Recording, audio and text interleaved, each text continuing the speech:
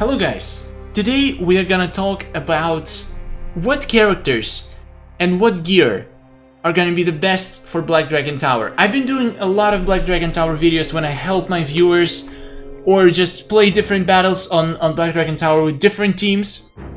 It allowed me to try a lot of different strategies, a lot of different characters, because different people may have different characters at a higher fusion. So for every person I played for, I had to come up with a different strategy from their own account with the best characters they had. And doing that for many hours allowed me to understand better how this tower works, which champions, which characters are going to be the best against them in general. I mean, certain battles with certain modifiers require different characters. We're going to talk about all of it today. I'm going to go through the entire collection and tell you which cards are gonna be your best bet. Sometimes even if these cards are gonna be lower fusion than your strongest cards, sometimes it's gonna be well worth it. So let's start with diamond cards. Let's find out which diamonds are the best for this tower.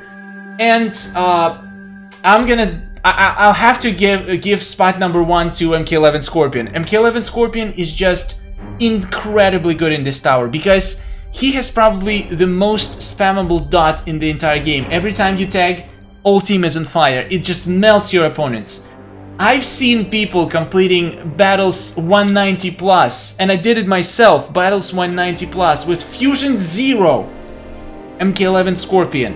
Not a joke. And he would be dealing insane damage just because he's setting everybody on fire, and fire damage doesn't matter on the fusion of the character.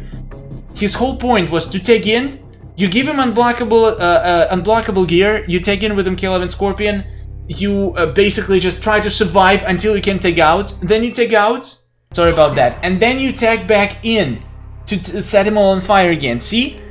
Every time he tags in, the whole opponent's team is set on fire. You cannot find better dot in the game. Plus fire burns power, which is also very important because some of the hardest battles in Black Dragon Tower are the battles when enemies have increased power generation, and fire is great at least slowing them down a little bit. And also fire dots add up together, so it doesn't matter if they're already on fire, just tag in and they're gonna be even more on fire. So number 1 spot in diamond characters, go to MK11 Scorpion. If you have him at any fusion, bring him in. Next, I think second spot deserves to go to Ravenous Melina. She is an unbelievable character, but in this tower she can shine, and you see the tendency. She is also an incredible dotter.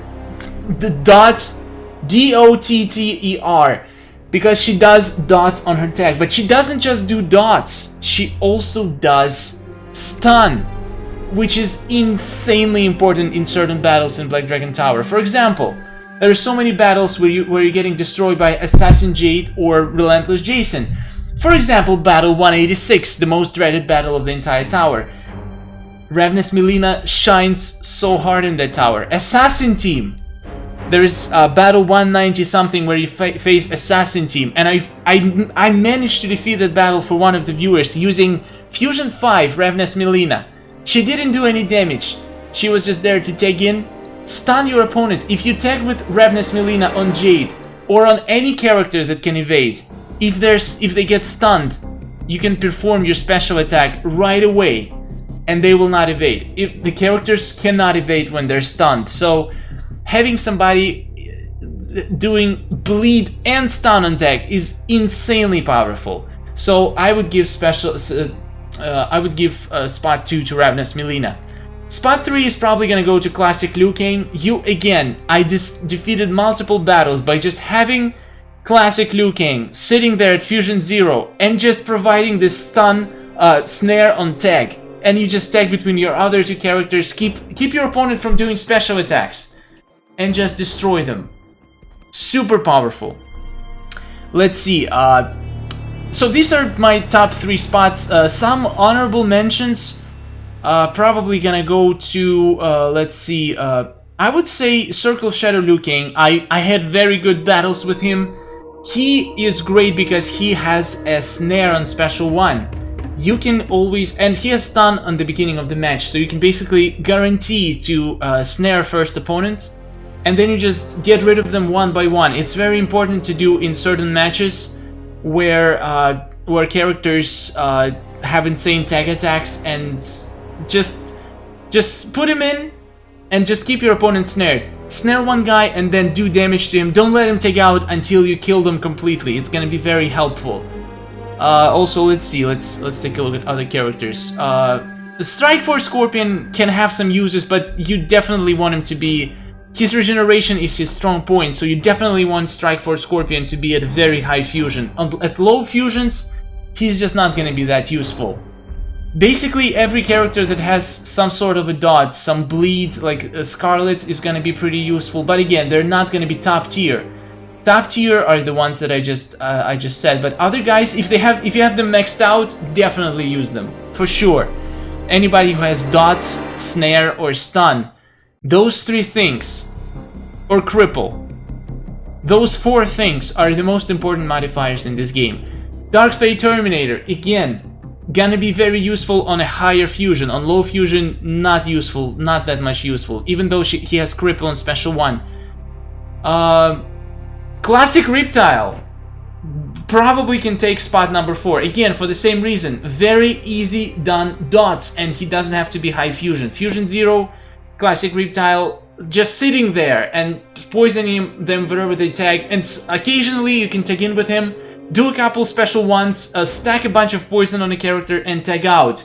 Free poisons, free damage, doesn't need to be powerful. Classic Raiden, again, needs to be high fusion. I thought he was gonna be super OP, but at high fusion, at least at fusion 5, if he can survive after he tags in, he doesn't need to be able to do damage, he just needs to survive so he can tag in more and more. He can take a lot of health just by doing his tag attack. I bet Cold War Scorpion is going to be very useful with his special 2 that gives you shield, which is super important against very high attack enemies. And also setting the entire team on fire. Again, dots! Dots is the name of the game unless it's a boss battle. Just do dots. As much dots as you can. Yeah, I think this is pretty much it. Other characters can be useful, again, if they're very high fusions, but those characters that I just named, they are gonna be super powerful no matter what fusion they are. Top 3, top 4. If they're fusion 0, bring them in. They're gonna do a lot of work. Alright, let's move to the gold cards. For the gold cards, I'm gonna give the spot number 1 to Hanzo Hasashi. This guy, I don't know if you watched, I mean, you definitely watched some of my videos, and in so many videos I would put Hanzo Hasashi, even if he's in low fusion.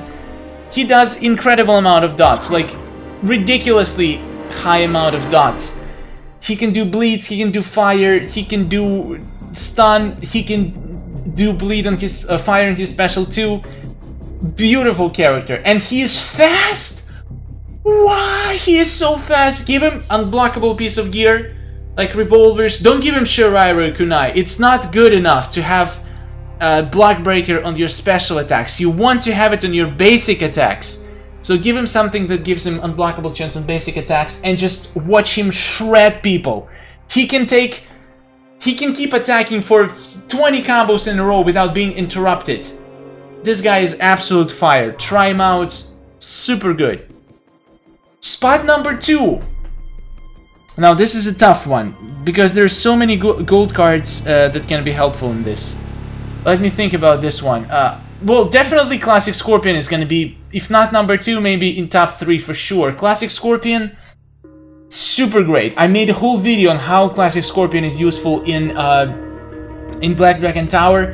Whenever somebody takes out being very low, you just do special 1 on the Scorpion. It's unblockable.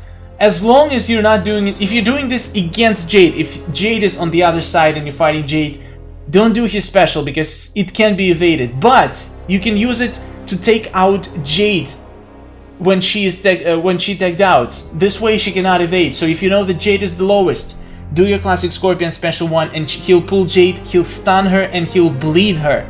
So that's incredibly useful.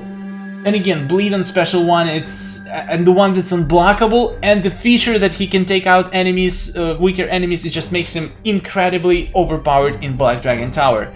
Spot number 3, I would probably give to Combat Cop Sonya Blade.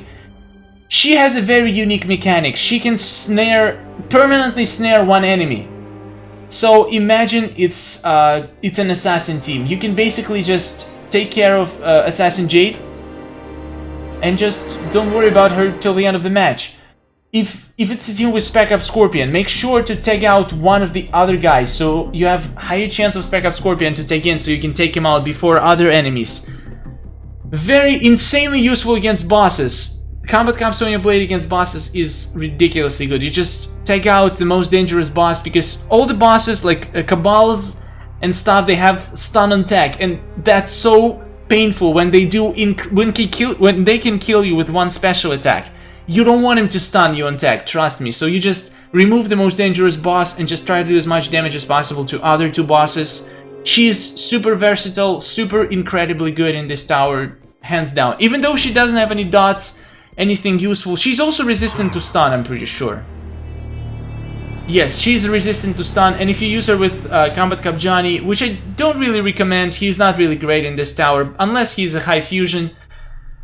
But her tag out mechanic and red card mechanic, which is also tag out. You can tag out people, like if you're fighting against Spec Up Scorpion, you use your tag on one of the characters, and then you use Special 2 on the other character, and then you're left with Spec Up Scorpion to take care of him and just remove him from the equation at all.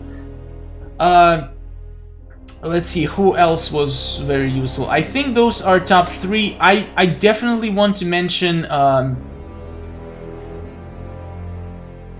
Treacherous Tanya. She is #1 character against bosses. You want to have her against bosses. I did Battle 200 in 1 minute, in 2 minutes, like in one try, using Treacherous Tanya. She just breaks the gear. It's very important in high battles. In low battles, she's not going to be very effective, but in high battles, like 180 plus, if you break those powerful epic pieces of gear on the characters, especially bosses, it's ridiculously helpful. They die faster, they do way less damage, so Treacherous Tanya, incredibly OP. Some honorable mentions are going to be MK11 Jade. Don't need to say why, just block and retaliate. Very useful, she can mitigate damage a lot. So yeah, very, very useful character. I'm definitely missing some of the characters, but I'm just saying, I'm just speaking from my own experience of the characters that I used fighting for other people and how good they were. There's probably a few more characters that are really good that I don't know yet because I just haven't tried them. But if you guys have your own, if you think that I should have mentioned some of the characters and I didn't, please let me know in the comments. Again, it might be true, there might be incredibly godly characters that I didn't try, so I don't know about them yet. Let's see, who else is going to be very useful here?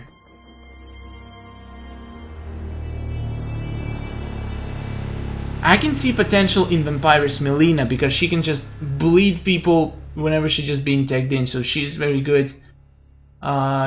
Basically everybody who can do dots on Special 1. Honestly, Venomous Dvora, I thought she was gonna be better, but it didn't work out well for me so far. I couldn't do any decent damage with her for some reason. Eldegat Kenshi. Now this guy is freaking fantastic. Pretty much everybody who has Power Drain in Special 1.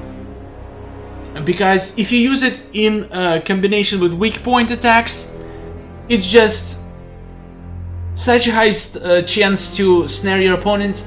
And snare is very powerful, so, and you keep them without power. And Eldegat Kenshi, you can give him Cento Blade. I destroyed multiple enemies using Eldegat Kenshi with Cento Blade. You just keep spamming his Special 1, spam his basic attacks, break blocks, Special 1. So combo, break block, combo ender, Special 1, combo, break block, and you just keep the cycle, keep breaking their blocks, doing Special 1s, and you can melt people with it. For basic cards, if you don't have much challenge cards, guys, absolutely broken in this tower is Spear Spam. I didn't make a video on it, but I think I did it for Linkway Tower, and it's the same thing here. Spear spam works incredibly in Linkway Tower. You can beat any battle by spear spam. It's super broken. I might make a video on it. Just put 3 scorpions that have stun on spear and just build your talent tree around power generation. Try to get as much power generation as possible. Then give every scorpion unblockable chance on basic attacks piece of gear and bunch of power generation and health. Most importantly, health is not important. You're not going to be attacked at all if you do this right. Just try to give him some power generation and unblockable chance. That's all they need. And just keep spamming spears. Take in with 1 scorpion, do a spear, after a spear, you have enough time to do another full combo before you can cast another spear. And then after that, tag out and do another spear. And if you have high power generation, you can just keep destroying people with Scorpion Spear spam. It's super OP. Honorable mentions go to Thunder God Raiden. He can take out some health when he tags. Doesn't work against bosses, but can be useful in some normal battles. Not especially great, but better than other options. Cover Ups Casey Cage, very good character. Like, probably in top 5. I forgot to mention her because she has unblockable chance for spec up characters, and unblockable chance is the name of the game in Black Dragon Tower. So if you can build a strong spec ups team with cover ups KCKH, you don't need to put any unblockable chance gear on your characters. You can put more attack on them, so that's gonna help you out a lot. Yeah, I guess that's pretty much it. Didn't miss anybody, I hope. Silver cards, I mean, come on, if you're using silver cards, you're not gonna beat the tower. Probably, so don't use silver cards, just use gold cards. Alright, now let's talk about gear real fast. Oh my god, this is getting to be a very long video. Now, gear is very important. Again, as I said multiple times in this video and other videos, unblockable chance on basic attacks. I'm gonna give you right now the list of every single piece of gear that has it. At least the ones that I remember. So, Hellfire Blade. No, not Hellfire, Sash. What's his name? The epic piece. I don't think he has it. Anyway, from Black Dragon Tower, the sash, they're like this. Whoop, whoop, this thing. Okay, never mind. So let's talk about the normal gear. So unblockable chance is gonna be revolvers, Cento blades. If you want an accessory, then Infinite Vial of Blood has unblockable chance. Super useful. Rusty Chainsaw, I think, yes. Revolvers, already said that. Shirairu Kunai has unblockable chance on special attacks, but only for Scorpion, which I don't think is very useful. I wouldn't give it to Scorpion unless you have a better just basic unblockable gear. I'm probably gonna miss a couple pieces. This is just the ones I remember. Probably a few more weapons have it. I can't remember out of the blue. So what other gear is gonna be useful? Obviously Black Dragon gear. I've seen so many people trying to beat battles without using Black Dragon gear. They would have Fusion 1, Fusion 2, rare pieces, and they wouldn't put them in. I don't understand why. It gives you like 80% extra health. Nothing else would give you so much health.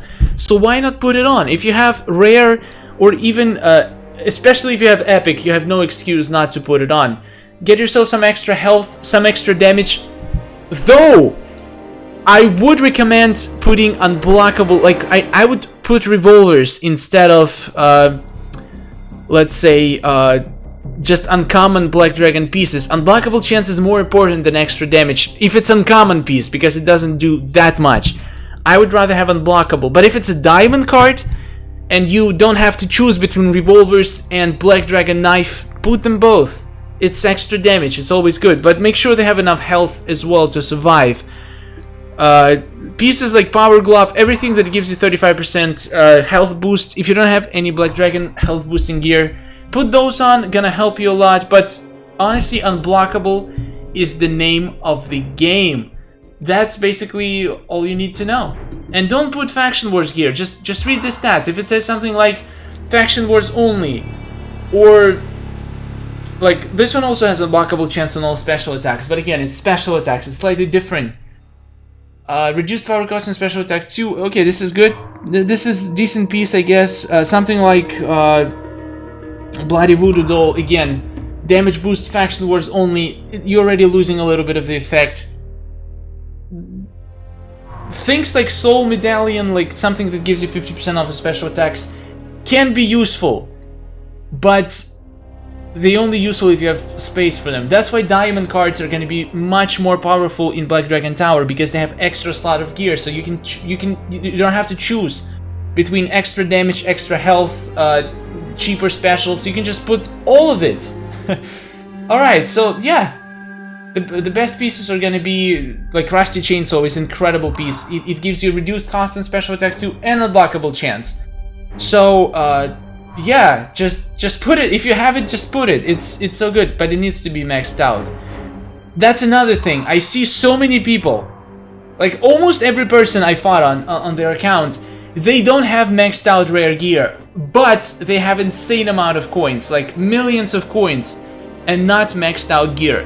Usually, in general, I don't recommend opening equipment packs, just because you can get gear from Faction Wars for free every season. But if you want to be more successful in Black Dragon Tower, and if you can, if you can get pretty high but can't complete it, maybe maxing out gear will be helpful for you in the tower, because the best perks in the gear is usually unlocked at level X.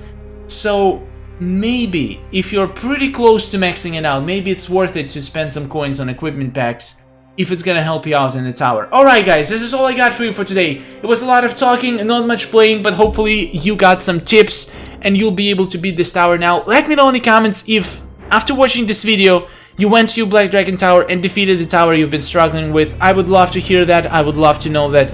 Thank you everybody for watching, guys. Subscribe for more. I appreciate every single subscriber, which we're trying to get 300,000 off by the end of June. Let's do this! And click that notification bell too, because I want you to know when I post a video. Thank you for watching. Goodbye.